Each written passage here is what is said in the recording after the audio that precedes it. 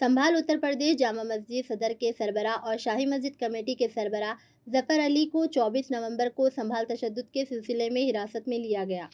संभाल उत्तर प्रदेश में अमन व अमान बरकरार रखने के लिए इलाके में सिक्योरिटी बढ़ा दी गई। जामा मस्जिद सदर के सरबराह और शाही मस्जिद कमेटी के सरबराह जफर अली के हामियों ने एहतजाज किया क्योंकि इन्हें 24 नवंबर को संभाल तशद्दुद के सिलसिले में हिरासत में लिया गया था। जफर अली का कहना है कि मैंने कोई तशद्दुद नहीं भड़का।